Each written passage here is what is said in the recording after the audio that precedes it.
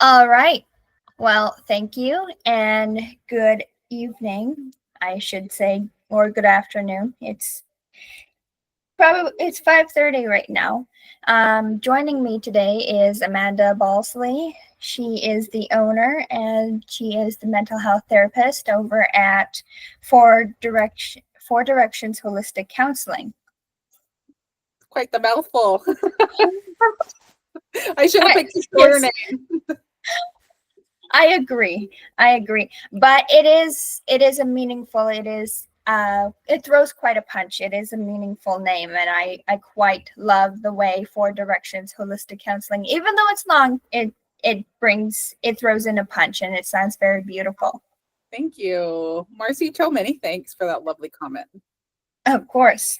All right, starting off with our first question. Who is Amanda Balsillie? In your own words, could you describe who she is? Amanda Balsillie. Well, Amanda Balsillie is, I am a person in this world just trying to make a difference every day. I really devote my time as a social worker to the work I do, which led me to become a mental health therapist to really help people, in the moment, in their struggles or stressors. I too have walked very challenging, upbringing, through my childhood, through my adult years, and even through this time and day and age that, I'm still struggling. And so just having someone to go to and to speak to, that's what I wanted to create. I wanted to create a safe space for someone to come and speak about their innermost struggles. And as Indigenous people, we don't have spaces like that all over Canada yet. And so for me, just to create one little holistic space for people to speak to, I'm all for it. And who I am as a person, I'm a mom. I'm, of course, a social worker. I'm a partner. I'm a dog mom, and I love what I do every day. And I think that's what's my passion to keep going every day through the struggles, is that helping others. And I feel like as Indigenous people, that was really a part of us prior to colonization, that we helped one another, that we were always there for one another, and that people would travel distances to go see a healer, even though it's not from your own tribe or community. People would travel to go see a healer. So I hope that I am kind of, in retrospect, that healer person that people will come see from miles around, and just to help those. That's a very beautiful explanation. I am happy for you. I am happy for the work that you're doing, and I'm proud that you found such a passion and such a sense of generosity of wanting to help people. It really describes to me a person who is confident in herself, who understands herself and understands her place in society and her place within her own life. And I admire that greatly. Was there anything else you wanted to share on who Amanda Balsillie was or is? Absolutely. I am, of course, First Nations. I'm First Nations with Athabasca Chipewyan First Nation up in northeastern Alberta. But I was born in Yellowknife to two parents that were, out of wedlock. And so raised by my grandparents, of course, had half siblings around me, but raised as an only child. And just through the decades of learning and growing and getting through the challenges is made me the person who I am today. And, I'm very thankful for the people that I've met, people that have crossed my journey. And I'm still learning about my identity as an Indigenous person. What does it mean to walk two worlds, and who am I and all of this in this Indigenous context? Well, thank you for telling us in your own words. It's beautiful.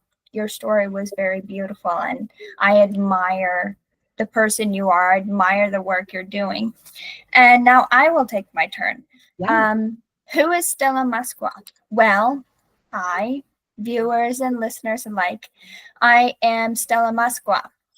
For those who don't know Cree or who have not been around hearing a little bit of Cree or are familiar with those who speak Cree, Musqua is the Cree translation for bear. So I go by Stella Bear, but Stella Musqua is the name I use as the hostess for the Indigenous Central podcast. I too am First Nations. I am registered with Little Pine First Nations, a reserve out in central Saskatchewan. I am an only child. I am also the child of an intergenerational survivors who is presently and for the remainder of much of my life an alcoholic. Sad to say, she and I, we do not have a standing relationship. In fact, it's estranged. It's close to non-existent. It's nearly non-existent. In fact, I would say it is non-existent. As a young person, I am going through the process of dealing with the hurt, of dealing with the hate, and of dealing with the loss of a parent who I thought would be there for important milestones. And as I grew older, I began realizing that was not in the cards for her and I.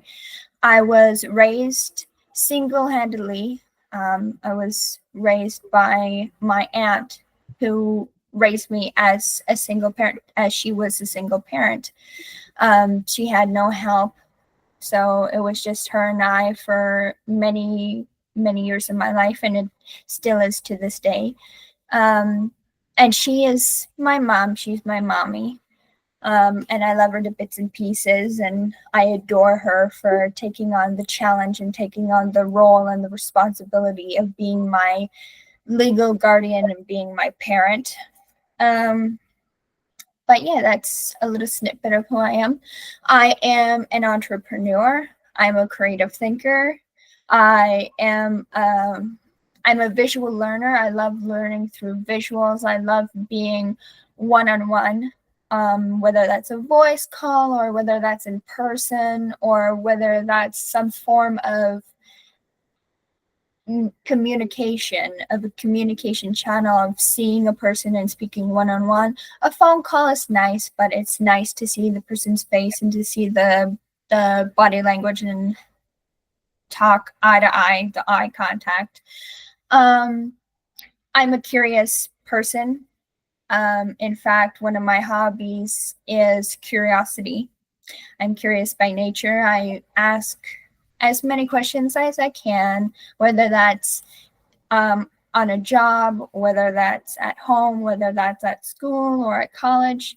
I am currently taking a year's break from general business diploma, deciding if after I get my business up and rolling, the podcast. But of course, I'm planning to start a second business, so I would be business owner of two businesses in the upcoming year. Still deciding if I want to go back and continue my studies and obtain the 2-year diploma, or if I just like to completely focus on being a businesswoman and an entrepreneur and taking on the responsibilities of giving back to the community. That's amazing. Good That's a little bit about me. I love it, Stella. Like, you have the determination. I can tell already. And oh, thank you. You're creating space for Indigenous entrepreneurs like myself to speak very frankly about the obstacles we face, the challenges we face, but also the greatness that the work that we're doing. Well, yes, that was my goal. That was the goal I had for the Indigenous Central podcast. And in fact, I will get a little bit into the why and the how and the story behind the Indigenous Central podcast after our second question. And our Absolutely. second question is, how did Four Directions Holistic Counseling come to be? Four Directions Holistic Counseling came to be. We're actually sitting in the office as we speak. Glad to be sharing my space with you. And it was a it wasn't even a dream. It wasn't like you asked me as a child, what do I want to be when I grow up? I felt like it was slowly progressing to this point, just with all the intergenerational trauma.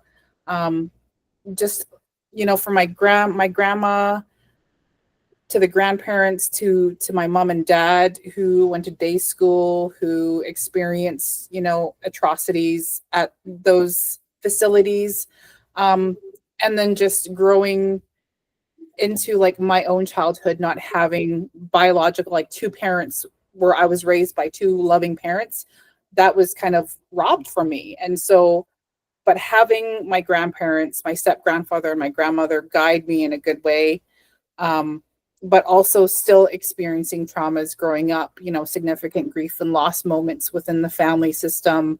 I grew up into my early adulthood kind of like I worked at one job at a mental health place, and I seen the therapist and I was like, wow, like these are people helping other people in stressful moments. I kind of like this environment.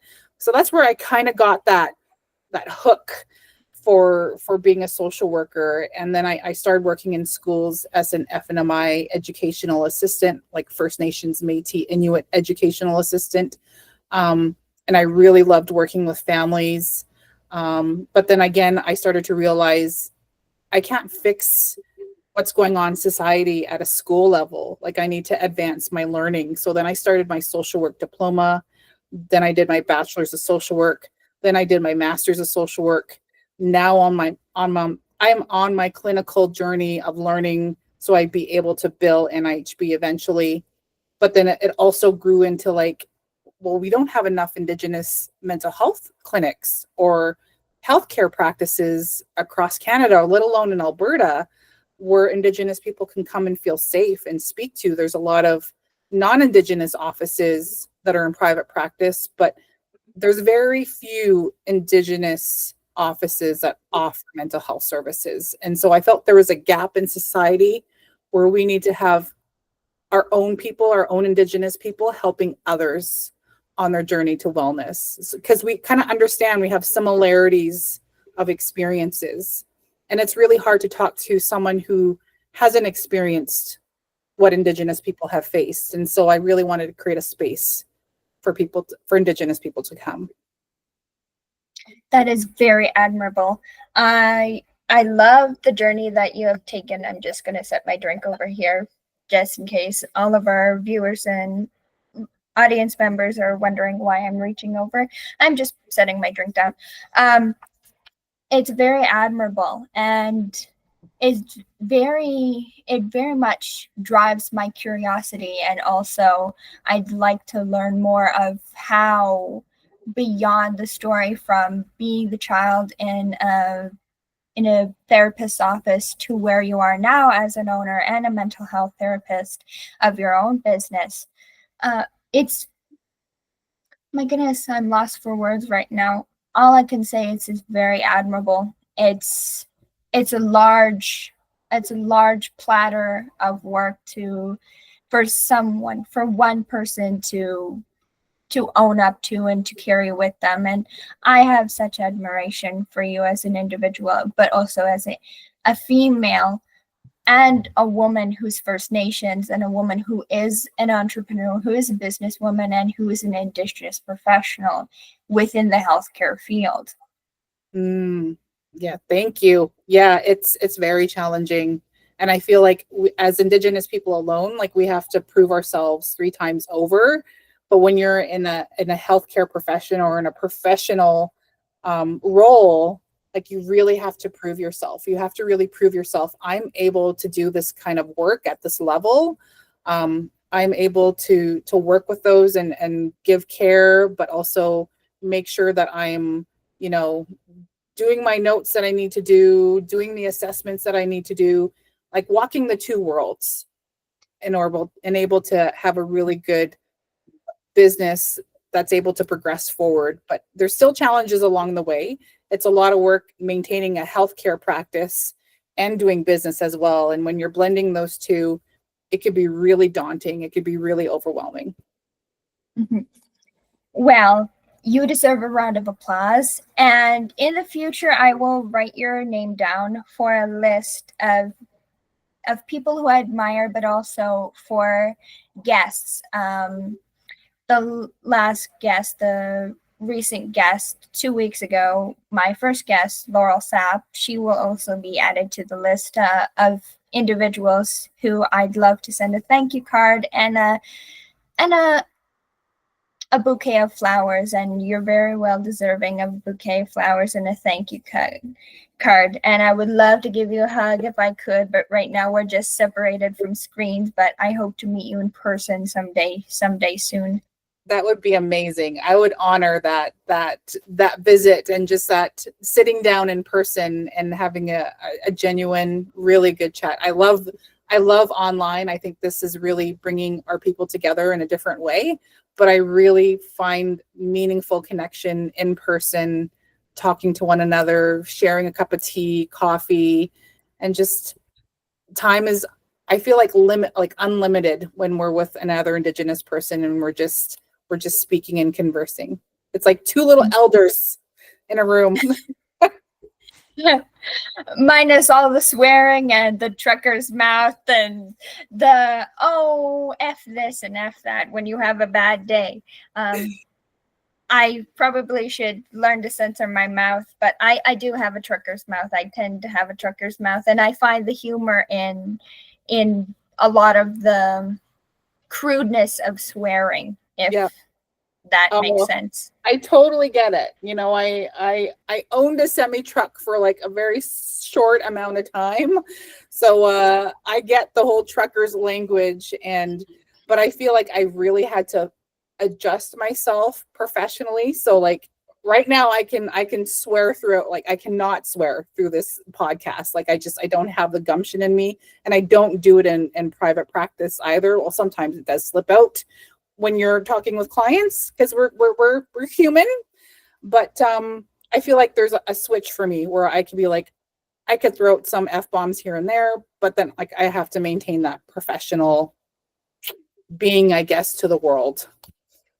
Mm-hmm. Yes, and as a hostess of a podcast, I was advised, and I was also during a conversation with one of my peers, with one of my mentors, who I love very dearly.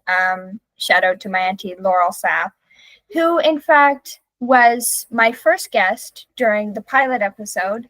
Aww. So I shout out, hi Aunt Laurel, if you're watching this. I truly admire the advice she gives me because she gives it to me directly, and she gives it to me right off the hop, right off the bat. She doesn't walk on eggshells. She doesn't sugarcoat it. She doesn't, decorate it with confetti and with frosting. She tells it like it is. And she says, as a hostess and as a public speaker, because this is a forum, this is a public forum, and this is a public broadcast. That's what podcasting is you're broadcasting interviews on a online public space. She says, as a public speaker and as a podcast hostess, you have to be careful to watch your mouth, because she and we have the same trucker's mouth. We have the same dialogue, where in our personal lives and our everyday lives, we tend to be a bit naughty when it comes to what slips off and rolls off the tongue. But I do agree with her. There is a certain professionalism, and there's a certain image, and there's a certain way to carry yourself when you are speaking to a large audience, and also when it involves age ranges from young to old. There's an impression one has to make, and there is essentially, I'm a role model, so I have to be careful to bite my tongue and watch to make sure my words don't come out the wrong way, or I say the wrong thing. Right? I know. There's often many times where I feel like even though my grandma's passed, I would never swear in front of my Setsune or my grandma. So a lot of the times I feel like she's in the room with me. So I still got to like watch what I say. Oh, I think that's the win or losing battle with many of us individuals is we're raised with such how do I say it? Such vulgar, such crude language as our grandparents would have put it, but to us it does not sound vulgar or crude. It just sounds sort of silly and funny and Yep. sarcastic at the same time. Yeah. All right. Well, now that we've gotten to the second question, I did say that I would talk about the Indigenous Central podcast and how and why the Indigenous Central podcast came to be. So I was at a round dance within the city that I reside in, and it was a round dance that was held in I'm not sure what room I would describe it, whether it was a conference room or an event planning room that was held for public events, a public event space probably would best describe it. It was held in it was held here in the city, and it was hosted by my local college. And the Indigenous Student Support Manager, who I admire very dearly, she's also a role model that I admire. She asked me if I'd like to give up my time to volunteer with the setting up with the making sure vendors are coming in through the door, that we get the vendors' information, we get their contact information, the name of their business, all that fun jazz. And also, if I would like to stay longer in the evening to help take down the setup. And I jumped at the opportunity and I said yes. I was thrilled and I'm glad that I went. And as soon as I helped, I can't remember, there were a couple classmates, but as soon as I helped a couple of my classmates or my college mates, we were sure that we got most or a majority of the numbers of vendors that were coming to the event. We got them set up, we got them settled in, we made sure they were comfortable. If they made sure where they knew where the accommodations were, the bathrooms, they knew where there was a little kitchen in this event space as well, so where they could get food, where they could get drinks, if they needed extra seats, we get it for them. And after that, I went on my own. I went for a walk around just to look at the vendors, it's how we would normally conduct ourselves, or how we'd normally do a walkthrough on the powwow or the round dance grounds. That's what I did. And I came to a vendor where there were two females, and those steam press decals where you press a metal plate down and you steam press decals on clothing, on merchandise. That's what they were selling. They were selling sweatshirts, blankets, t-shirts, hats, and I think even water bottles. And there was this woman, a woman of color, who I admired the outfit that she was wearing, her whole entire getup. She was wearing beautiful earrings, and I love the way her hair was styled. Come to find out, she's a city council member here at the city I reside in. And I was really drawn by her presence, and so I approached her and I mentioned to her how I am a student here. I came with a group of students, and I came with the Indigenous Support Service Manager, and I felt very proud speaking to this woman. And then it sort of rolled off the tongue. It just casually and naturally made its way out to how I would love to be an entrepreneur. I would love to own my own business. I would love to be a businesswoman. And specifically an Indigenous business. So that's where the idea and that's where the boost came from, to actually make the business, to actually create business, to make it come to life. And I told her a little bit of my idea and my inspiration and the why and the how. And there were a few questions I didn't know the answers to it yet because it was still just a brand new idea. And she gave me the boost and she gave me the go ahead and she said, go for it, create it, make it. And here I am. It's August 5th was the release of the pilot episode, and here I am with on August 26th with my second guest, and we're here for episode 3.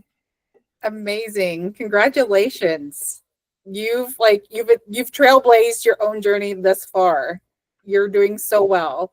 And I could see it like growing and flourishing, because really we need more spaces like Indigenous podcasts. Like I know there's a few out there, but I feel like they're tailored to either like the younger crowd, which I totally get, or it's like really heavily business orientated. And I feel like I'm not young and I am not really successful in business yet, even though like I'm still learning about Indigenous business and what does that look like in Canada. Like, I started this because there was, of course, like hardly any places for Indigenous people to go for mental health therapy. And just creating the space alone, as an Indigenous person, we need more of it. I feel like Indigenous people aren't getting the health care they need in regular society, that many of them are searching for Indigenous doctors, Indigenous mental health therapists, Indigenous beauty, Indigenous anything, just to feel connected and being able to guide each other in a good way. And that was the main reason. A little fun fact for our audience members, for our viewers out there who are tuning in. I am a 2000s baby. So I grew up around the time when the phone books were all the rage, and I'm sure that Amanda is familiar with phone books and the yellow pages in the phone books. That was sort of the key or the main reason for wanting to create this business, this podcast, is because when you look through the yellow pages, say, for example, Saskatoon, you're lucky to even get 10, 12, 20 under a listing, under the A or under the B or the C listing. And to me, I recalled looking in those yellow pages of the phone book, how it wasn't, there were scarce. There wasn't any Indigenous businesses at all. And I can't remember exactly why, as a young kid, I was looking at Indigenous businesses. I probably was looking for my own reason.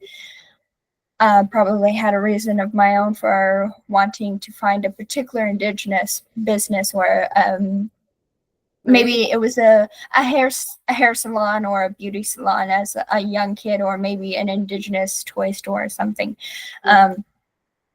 But that was where I came from, that idea. I came from that reasoning as to why is it important? What are the pros and cons? And what are the strengths, what is the SWOT analysis? I haven't written it on paper, but I have it buried in my mind, the SWOT analysis. The strength being that it would be a new public forum, it would be a new age podcast, because its age range in the demographics of Indigenous, of First Nations, Inuit, and Métis, and it's from young to old, of Indigenous professionals, and giving them a safe space and giving them a place where they can be interviewed and they can talk about their business and they can express their stories honestly and candidly and safely, and they can share their struggles and the opportunities that they've had and the opportunities that are presented them, whether they're Indigenous mental health professionals or health professionals or beauty beauty salon owners, or they're nurses, they're doctors, they're lawyers, they're scientists, they're researchers. In fact, I would love to, at some point in the future, be honored and blessed with the opportunity to interview an Indigenous astronaut, someone who's worked, whether that's inside NASA or outside of NASA. That'd be incredible. That'd be so incredible. Mm-hmm. Yes, I look forward, and it wouldn't just be for my personal storytelling. It would be for, as I said, it would be for audience members and for viewers and listeners, and also for our young Indigenous community members. They would have Indigenous astronaut, and they would see the person on screen being interviewed on a podcast and answering these questions and talking about their experiences to space and how they got from their starting point to being certified as an astronaut and getting all their certifications and all their degrees and masters and all of what they needed. And, you know, if they've ever been to space, if they've ever had the blessing, they had the opportunity to reach space, then it would be an exciting story to tell our young audience members, our young listeners who would be tuning in, and it would be such a thrill for them. It would be such it would be such a story to where it would invite curious folks to listen in and to be on their edge of their seats, waiting for what is the next question going to be asked, what is the next story going to be told. Yeah, like a source of inspiration. And our young Indigenous people, they do need to see the role models. They need to see, wow, like that person came from such struggle, such oppression, even within their family system, that they've managed to get through all of that, to go to university, to really grit through the challenging times to become the person that they are. And if that person can do it, so can I. I don't have to sit on nation. I don't have to sit in this, you know, what society's telling me that I can't make it. Yeah, you can. There's so many young Indigenous people. You can make it. You can make it. Yes, to be the role model and to be the inspiration, to be that person that they could look up to, their online mentor, saying, you know, I've been to space, or I haven't gotten to space yet, but that's my dream, and I'd love to go to space, and this is my inspiration, this was my dream, this is my passion, this is the why, where, what, how of becoming an astronaut. And here I am, you know, as an Indigenous astronaut, just leading from example of trying to think what an Indigenous astronaut would sound like, and how they would be excited, and they'd be cheery, and they'd be excited to be interviewed, and knowing that there are young Indigenous audience members and community members that are watching the podcast and are on the edge of their seats with excitement and with their cute little hairstyles and just waiting for what's going to come next, what's going to be talked about next. Yeah. Awesome. Love it. I can't wait for that episode to air. Oh, me too. Me too. I feel like a little kid right now. But leading into our third question, I'm doing a little research of Amanda. I went snooping through her website politely and not in a rude way. I came across a snippet on your website that talked about, I hope I'm saying it right, NIHB, Canada's, I've forgotten, I had written it down on a paper. Non-Insured Health Benefits. Thank you. So Canada's Non-Insured Health Benefits you had said in, or had written in the snippet, that you weren't able to bill them. You had a program going for a while, which was Healing with Horses, and you were disappointed that you weren't able to bill with NIHB. And it also stated in the snippet that there were many medical professionals that stated that the system was broken. Would you mind telling me a bit about your experience, and also, my goodness, I'm having a tongue twister right now. Talking about your experience, but also talking about what system is are they referring to, as well as yourself, and how is it broken?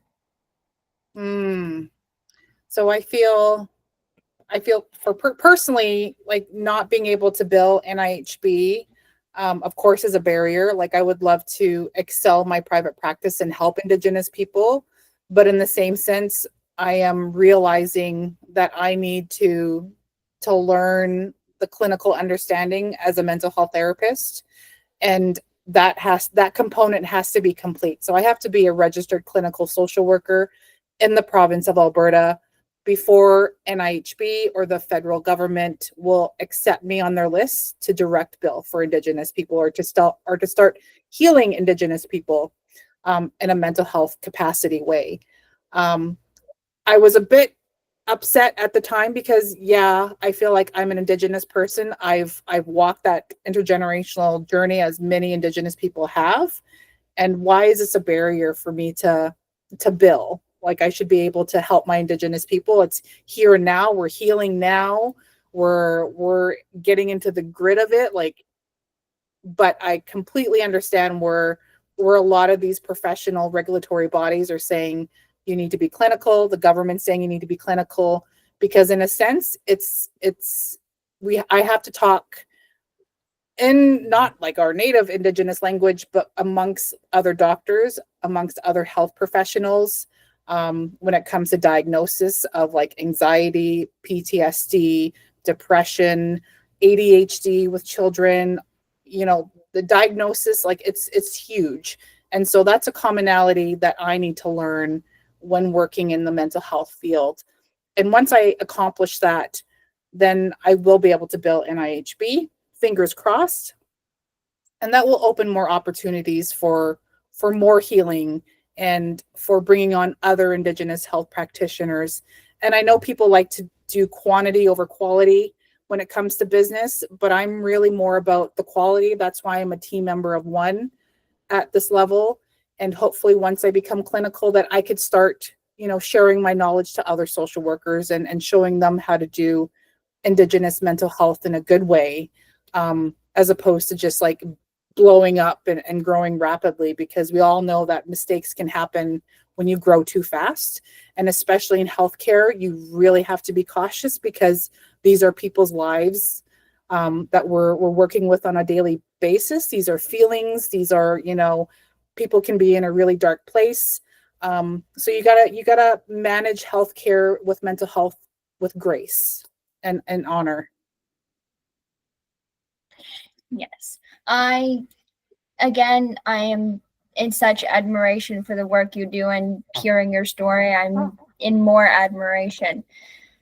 So if you were not able to bill NIHB, is there another health insurance company you were able to bill from, or what happened afterwards?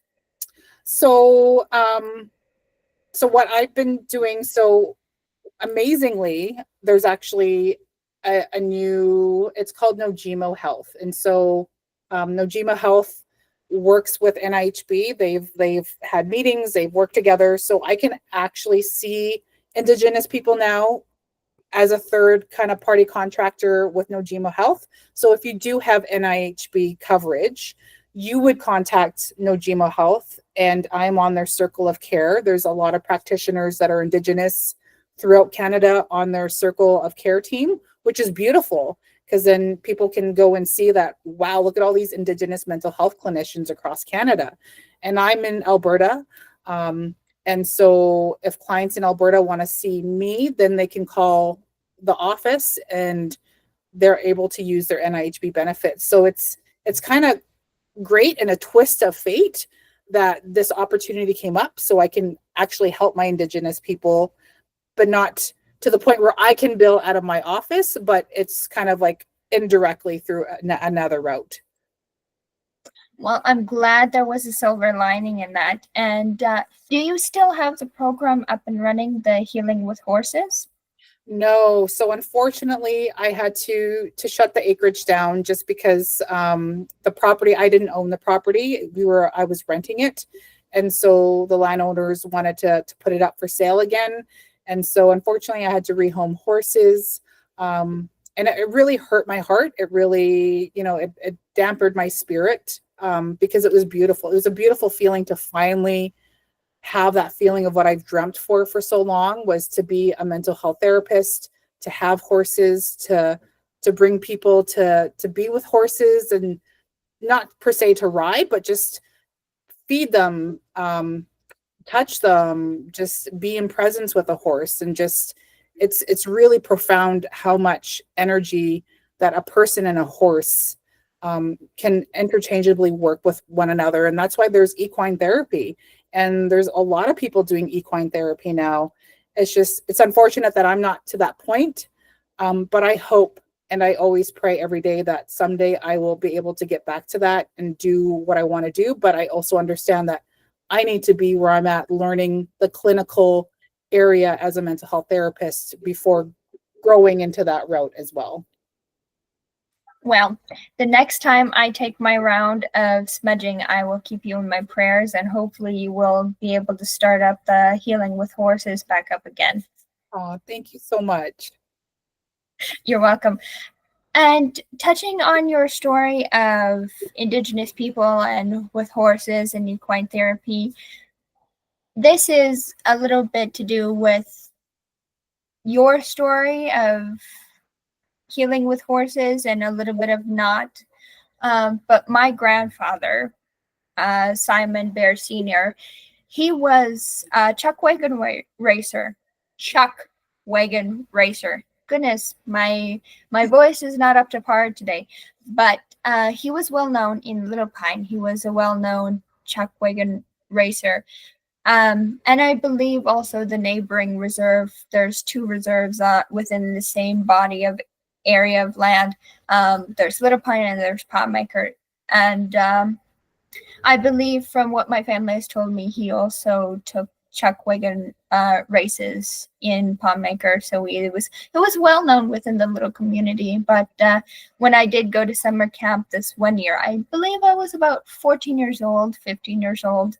And I got the opportunity because when you're at summer camp, you're placed into groups. And so each group does one activity, and then the next activity, and then the next activity, whether that's by hour or that's half a day or by day. And when I finally got to be in the saddle, riding the horse, I was praised for how well I was sitting in the saddle and how I was holding myself in my posture, despite not riding horses prior. And I did try to sneakily gallop the horse and try and deter a little way from the trail, but I was caught, and I was told that we're out riding the horses, we're out walking the horses. But that was a very beautiful, and drawing back to your story of healing with horses, I too am one of the Indigenous individuals who loves being around horses and loves riding horses, and just hearing their breath and feeling their breathing and their heartbeat. It's powerful. It is. It's so powerful. And I really feel like that was part of colonization, it was like almost a disconnect between the Indigenous people and the horses. And I feel like it's coming back, like the Indian horse relays, chuck wagons, like Indigenous people are taking a stance amongst horses again, horse dances. Like I feel like we're finally coming back to where we were supposed to be. Yes. And that's also one of my dreams, is when I do become filthy, stinking rich after starting my businesses and propelling and having a steady stream of income as a business owner, as I hope to have my own property. I hope to own a small acreage and to have horses and to proudly feel what it is like sitting on a horse again, bareback this time, and to understand. And in a way, it would be my way of connecting with my grandfather and sort of understanding what it was that he loved about riding horses, being with horses, and being a chuck wagon racer. Right? So beautiful. And I feel like so many Indigenous people, like we're trying to get our land back. We're trying to have a little piece of our own land, because so many Indigenous people don't even get to experience what it's like to buy an acreage, because just like how costly it is. And you really have to have your ducks in a line to get to that point. And I feel like we're still oppressed as a group of people, that in time we're working towards that. And I'm starting to see more and more Indigenous people buying acreages, farmland, doing a lot of the things that we weren't able to do before. Yes, I hope to be one of those Indigenous individuals, and being a rancher or homesteader. I'm not exactly sure how the terms deviate of homesteader versus rancher, but I hope to be a Indigenous property owning woman in the future. Um, Leading on to our fourth question, and I would like to talk about reconciliation, what reconciliation means to you as an individual and as a business owner, and how acts of reconciliation can make a difference leading forward to the future, how it can fix a broken system. Very good question. So for me, the acts of reconciliation. Um, so reconciliation for me personally, and as a mental health therapist operating in Indigenous healthcare, would be that we have to look at the past.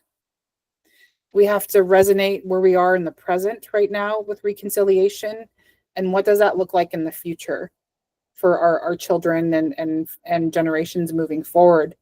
And when I look at the past, I kind of highlighted this in a presentation I just recently did for First Nations telehealth, was that yes, our children were taken to residential schools. They were, attachments were broken between child and parents.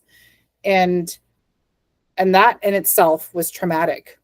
And so what I recognized as a social worker was that, where were the social workers helping the parents through their grief and loss of the children? There was no supports to that degree at that time. And I feel like that was a huge barrier, a huge gap that was an oversight on the people that were, sending the children to residential schools. So that'd be like, of course, the government, all those that were like the churches that were part of the residential school era, was that you really significantly missed helping the parents through those traumatic moments, and even the children themselves. Like, it should never have happened, but it did. But there was also areas that could have been strengthened. And so now into the present society, of course, we have children family services. We have all these organizations in place to help reunify families, to work with children. Like, we're trying to make an effort, but we're still not there yet, because there's still a lot of children, Indigenous children, that are removed from the home or removed from the community, or there's Indigenous communities trying to reclaim what this, working with families look like. So I think it could be fine-tuned. We could do a little bit better for what the future brings for our children, and making sure that we're doing things more in a holistic manner, and honoring what our Indigenous elders say, what our Indigenous communities say, and what even our children say, what they need. Yes. I certainly I draw a parallel to your story. I too am an Indian. Oh, I hate the word Indian. I'm sorry, I just had to say it, but I hate the word Indian. But to be terminologically correct, the Indian residential schools, um, my biological mother and also my mom, my mommy, who was my auntie who raised me, they were both, along with many of their siblings and my grandparents, great grandparents, great great grandparents, and many generations of grandparents, were put through residential schools. And I cannot tell you the horrific events that took place. It's it's heartbreaking. And it takes a lot of strength for each of us to hear of the stories, even from our own loved ones, from our close kin and our relatives and our families. My heart goes out to many, many children and grandchildren of residential school and day school survivors. Mhm. My biological mother was also put through the 60 scoop, and the horrific stories from that as well as just, and there was also there was also a lack of social workers, or there were a lack of liaison workers during day school. Like many of the parents of the mothers and fathers, they were not notified that their children were being taken out of residential schools and then being placed into day school. So then there's also that barrier, and there's also that breakage and that gap of where there could have been liaison workers, social workers to help transition the child from that. But of course, that wasn't the goal. That wasn't the government's goal. That wasn't the Canadian government's goal. Their goal was to reprimand and to destroy the spirit and the emotional body of the child, and to essentially whitewash them and to bring them into a whitewashed society. Yeah. Yeah. And it's so unfortunate that, so many Indigenous people, Indigenous children were left with, like, I couldn't even imagine. Sometimes I try, I don't purposely try to, like, what was it like back then, but I couldn't imagine now being a mom, just having someone come to my door and take my daughter away to a school where, and then I have no power or control to advocate. I'd feel helpless. I'd feel shame. I'd feel a gamut of things. And, like, where do I turn to? Like, there's nowhere to turn to because no one's going to help me get my child back, because this is what the government wants for my child. But then you've also really severed that parent-child attachment, and where it should be, teaching your child to grow in a good way, and our cultures and our spirituality, like, all of that was taken from us. As a residential school survivor's daughter, I understand where the pain and where the trauma and the struggles of everyday living is. But as a daughter, that relationship is sadly severed.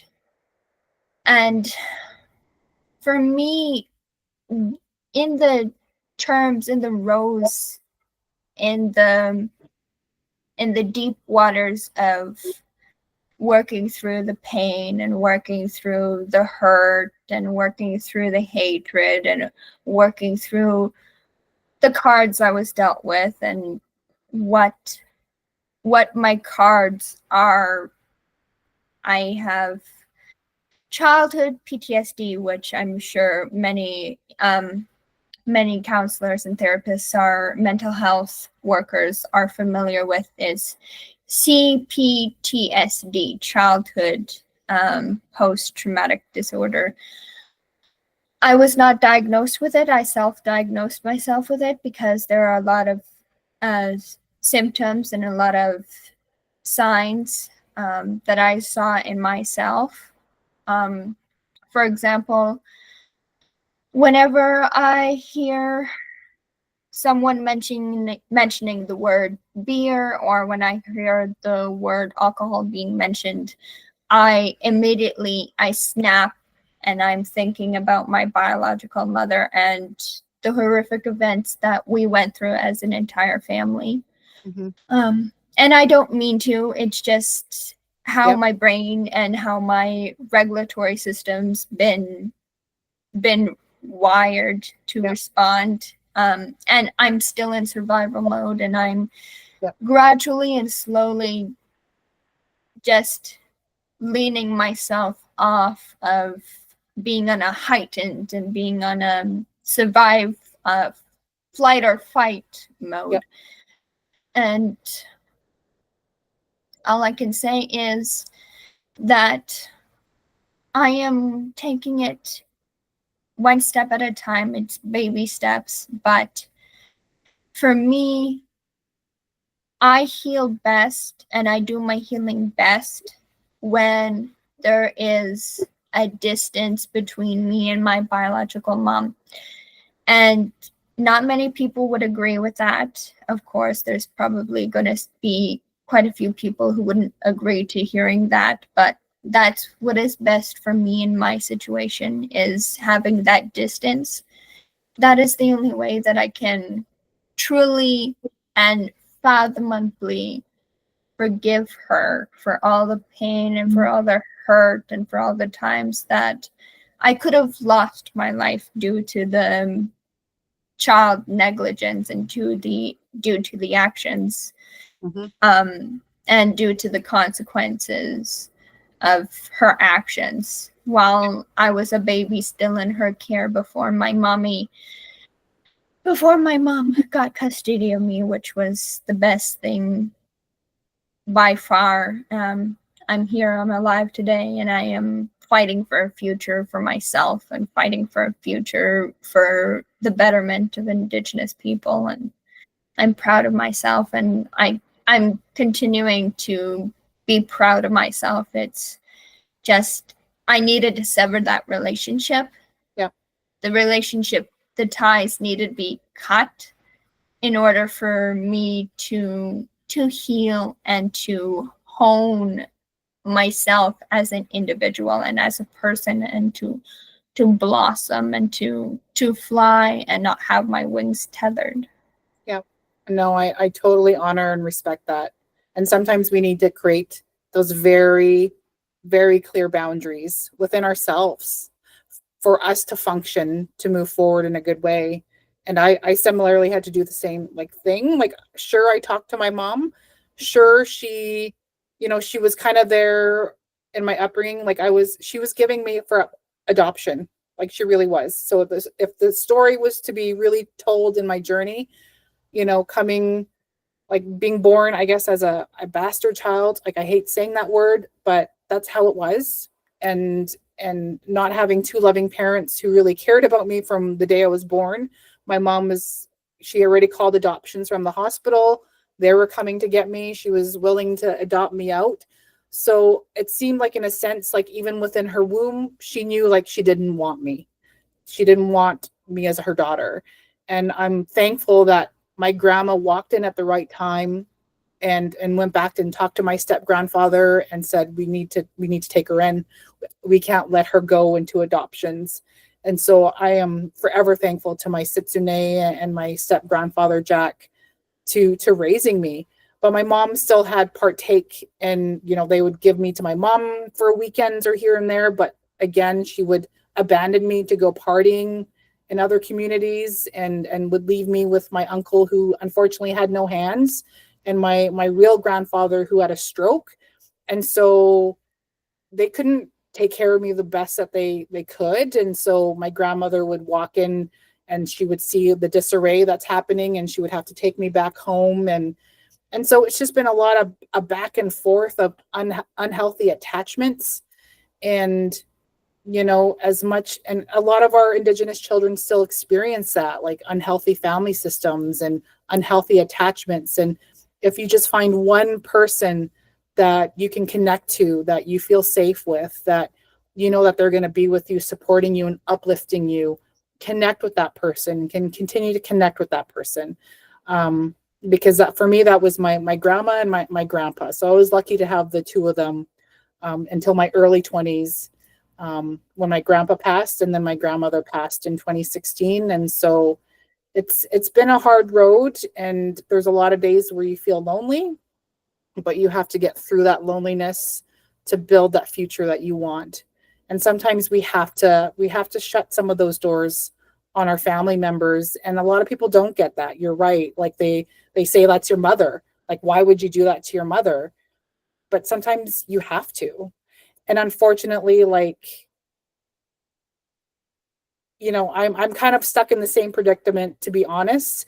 I had a first marriage, and I have my daughter with me, but my two older sons, they're with their biological father. And there's been some, it's just how the systems that be, there's parent alienation, and I feel like I'm kind of caught up with that. And there is that sense of grief and loss with my two older sons. And I feel like intergenerational trauma hasn't ended with me. And I feel like it's happened to my kids as well. And it's going to take those 7 generations to really build those fruitful family systems that we want. Yes. And I hear of the term of it taking, or the phrase of it taking 7 generations of healing. I'm just wondering at what stage, at what generation I am. I'm just wondering, am I the 5th, am I the 6th, or the 7th? There's really no way of telling, not until until I myself become a mom, until I bring up my children and I see them through their upbringing and throughout their childhood and their adulthood. But going back to the question on reconciliation, what I am doing with my biological mother, and also what you're doing with your family members and how you're handling your personal situations, I strongly believe that that is the acts of reconciliation to ourselves. Mm-hmm. And how we can fix a broken system. Maybe we can't fix, a systemically old, years old system, whether that's in the law or in the healthcare, or that's in social work or in child services, but we can take acts of reconciliation amongst ourselves, and we can heal ourselves as the broken system, and starting from ourselves, starting from us as one system, and then branching out to fixing another system and another system and another system. Yeah, absolutely. And it does. It really starts with ourselves. And that's how I kind of picture myself in a medicine wheel, is that, you have your physical, emotional, mental health, spirituality, but in the middle, for decolonization, for working on ourselves, we start on ourselves. And then we work towards our family, and then our community, and then the world.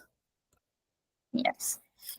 Yes. And that is what I hope this Indigenous Central podcast, I hope that is my way of contributing towards my community and towards an even greater system, an even greater group of people, is that this will be a podcast to learn, to enjoy laughs with myself and guests, and to enjoy stories, and to bring a smile to people's faces. And yes, there'll be gloomy topics, and to reach out their heart alongside ours, and to be sad with us, and to be inspired, and to be in awe, and to be thrilled, and to be excited, and just waiting for the next episode and the next episode, and coming back and listening to more. Beautiful. I love it. Yeah. Well, we are on to our last question for the evening. And my question is, Amanda, did you have one piece of advice for our listeners, for our viewers who are tuning into the episode? Absolutely. I've been kind of thinking about this question throughout the day. So I feel like, to the viewers, you might feel moments of stress, that you're in survival mode, that you feel like you're never going to get out of this, like that you're against the world, that your dreams will never come true, that you keep trying and nothing's progressing. But we all have this inner Indigenous warrior within us. And once we light that fire, that you keep trudging, you keep fighting, you keep, I don't want to cry. For the Indigenous children that never made it home, you have the power now to make those changes happen in your life. And so I honor your stories, even though I haven't met you or know you, but I understand the experiences you've been through, and you can make it, you can get through it. And if I've made it this far, and if Stella has made it this far, so can you. Marcy Joel. Yes, I'm starting to tear up as well. And I was hoping that I could say not a prayer, but a mini, what do I call it? A mini, not a poem either, but I guess I'll stick with a mini prayer. And for those who are listening and those who are tuning in, I hope you'll join me and pray and however you wish. This is going to be a short one, so forgive me if I'm not saying it in a correct format or in the correct order, but this prayer is for those children who did not make it home. To the children who did not make it home, I know that in some way, whether you are up in heaven or you're in outer space with the rest of the astronauts, that I thank you for your guidance, and I thank you for the wisdom that you've handed over to the elders through our ancestors, through the prayer and through the smoke that came from the smudge pan.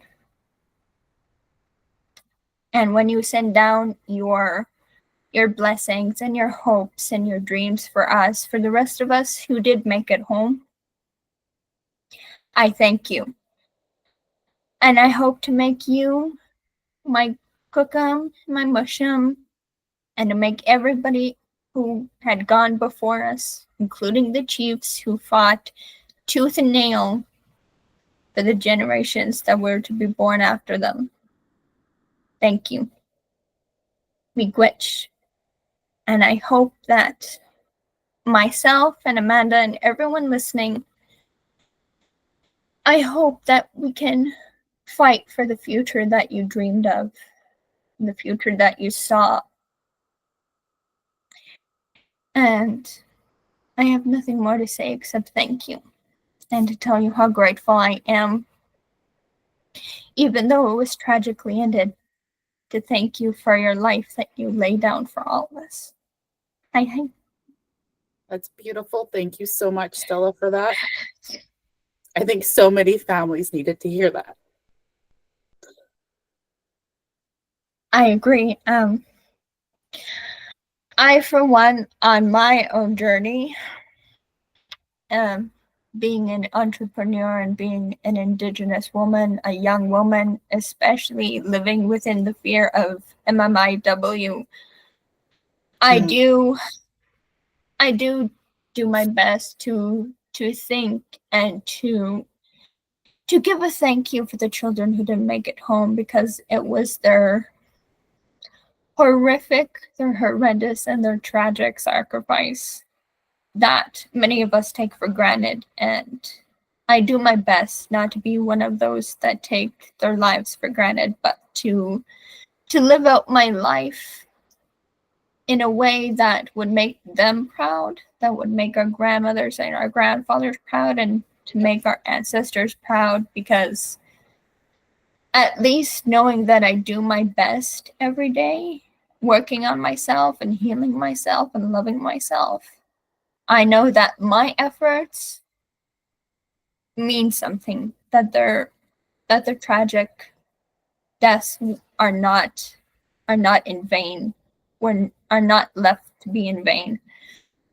So, that being said, thank you to all our listeners and Amanda herself for joining us on this episode, and Miigwech, and hi. Marcy Chostella, for having me on in this wonderful journey of yours, and I wish you much success and much abundance to come your way in this podcast. Well, thank you, and we should be signing off.